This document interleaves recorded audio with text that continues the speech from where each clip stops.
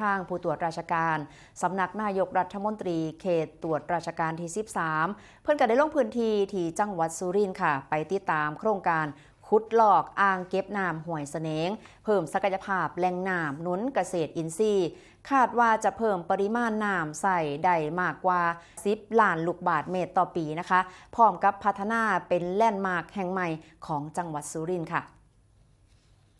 ที่อ่างเก็บน้ำห้วยเสนงบ้านตามีตำบลเฉนียงอำเภอเมืองจังหวัดสุรินทร์นายอิทธิพลช่างกรึงดีผู้ตรวจราชการสำนักนายกรัฐมนตรี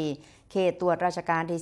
13 ลงพื้นที่ติดตามความก้าวหน้าโครงการพัฒนาและก็ส่งเสริมเกษตรอินทรีย์อย่างครบวงจรและก็ยั่งยืนพร้อมกับติดตามโครงการขุดลอกอ่างเก็บน้ำห้วยเสนงบ้านตามีซึ่งดำเนินการขุดลอกปริมาตรดินบ่หน่อยกว่า 800,000 ลูกบาศก์เมตรเพื่อที่จะเพิ่มศักยภาพการกักเก็บน้ำและก็สนับสนุนการบริหารจัดการน้ำของจังหวัดสุรินทร์อย่างยั่งยืนโดยจังหวัดสุรินทร์มีแหล่งน้ำสำคัญประเภทอ่างเก็บน้ำขนาดกลางจำนวน 16 แห่งมีความจุรวมอยู่ที่ 145.298 ล้านลูกบาศก์เมตรสามารถส่งน้ำเพื่อการชลประทานครอบคลุมพื้นที่ประมาณ116,732 ไร่และก็มีพื้นที่ที่ได้รับประโยชน์รวมกว่า 163,482 ไร่นับเป็นโครงสร้างพื้นฐานด้านทรัพยากรน้ำที่มีความสำคัญต่อภาคการเกษตรของจังหวัดแต่จังไดก็ตามทางจังหวัดก็ยังมีความต้องการใส่น้ำเพื่อการเกษตรสูงถึง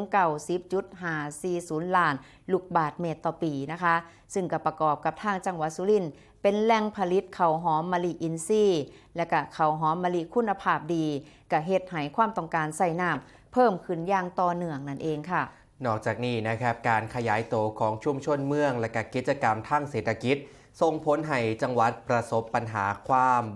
สามารถในการกักเก็บน้ำบ่เพียงพอแหล่งน้ำธรรมชาติที่ตื่นเขินและการขาดแคลนน้ำสำหรับการอุปโภคบริโภคและการเกษตรโดยเฉพาะในช่วงของฤดูแล้งจึงมีความจำเป็นเร่งด่วนในการพัฒนาแหล่งน้ำและก็ระบบกระจายน้ำให้มีประสิทธิภาพครอบคลุมพื้นที่เกษตรกรรมและการรองรับความพร้อมต้องการใส่น้ำที่เพิ่มขึ้นในอนาคตครับโดยโครงการขุดลอกอ่างเก็บน้ำห้วยเสนงบ้านตามีก็เป็นโครงการสำคัญในการเพิ่มประสิทธิภาพการเก็บกักน้ำกระจายน้ำสู่พื้นที่การเกษตรและก็สร้างความมั่นคงทางด้านทรัพยากรน้ำให้แก่ประชาชนในพื้นที่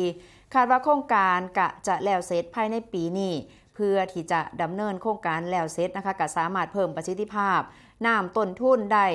เป็นประมาณ10 ล้านลูกบาศก์เมตรต่อปี